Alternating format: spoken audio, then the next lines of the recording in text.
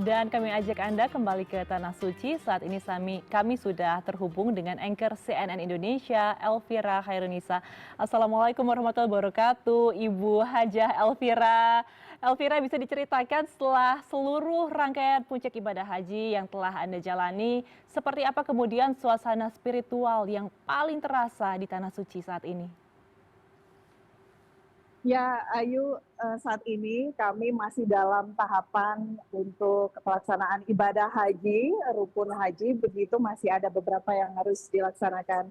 Tapi untuk memberikan gambaran, tadi dini hari saya berserta dengan rombongan, sejumlah jurnalis yang menjadi undangan dari Kementerian Media Arab Saudi. Kami memilih melakukan lempar ataupun lontar jumroh pada saat dini hari untuk menghindari teriknya matahari saat ini di kawasan Mina Ayu saat ini mencapai 43 derajat Celcius. Sebagian memang memilih di waktu sebelum subuh atau sesudah subuh gitu untuk melempar jumroh. Di belakang saya ini salah satunya arah ke Jamarat. Beberapa jemaah haji terlihat di belakang mungkin masih baru tiba di kawasan Mina dan akan melakukan lempar jumroh yang pertama Aqabah, dan besok selama 2 hari atau 3 hari yang akan melakukan lempar jumroh lagi, dan ini dilanjutkan nanti Ayu dengan tawaf ifadah dan tawaf wada.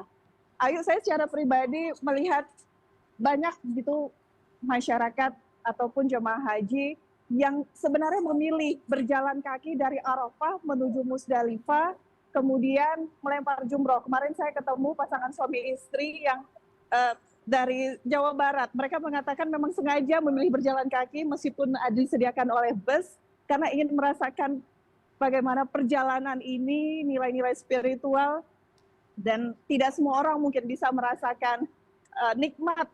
Meskipun terik saat ini ada mungkin lihat Ayu nikmat yang kami rasakan para jemaah haji yang berada di Tanah Suci. Tapi apapun itu yang kami laksanakan, insya Allah kami juga mendoakan bagaimana keluarga, bagaimana dengan masyarakat, teman-teman, Ayu juga gitu, untuk bisa mendapatkan kesempatan. Insya Allah juga menjadi tamu Allah, Ayu. Baik, Elvira, saat ini Anda berada di Tanah Suci sebagai seorang jurnalis, begitu ya, profesi yang telah Anda geluti selama puluhan tahun, dan juga sebagai umat Muslim yang memenuhi panggilan sebagai tamu Allah Subhanahu wa Ta'ala. Nah, dari rangkaian perjalanan ini, seperti apa momen-momen emosional dan juga perjalanan spiritual yang paling berkesan yang bisa Anda bagikan kepada kami?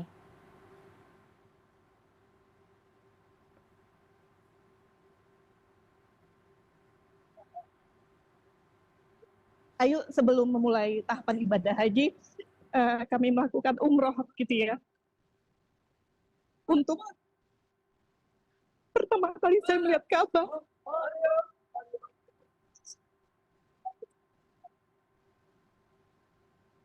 semua hal duniawi hilang, Ayu. Hanya ada saya dan Allah Subhanahu wa Ta'ala, dan itu menjadi momen pertama saya merasa bahwa ini akan menjadi perjalanan luar biasa yang akan mengubah doa-doa saya, kehidupan saya ke depan,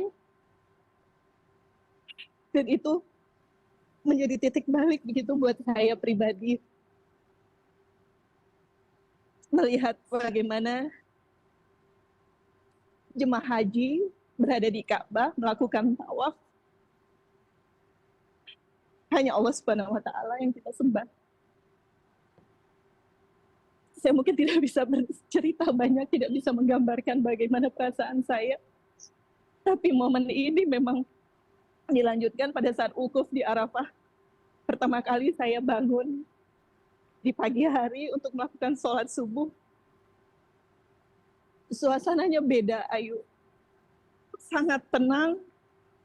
Saya tidak pernah merasakan ketenangan luar biasa ketika melakukan sholat subuh di Arafah. Semua hal menjadi tidak ada artinya. Kita, umat manusia, tidak ada artinya sama sekali.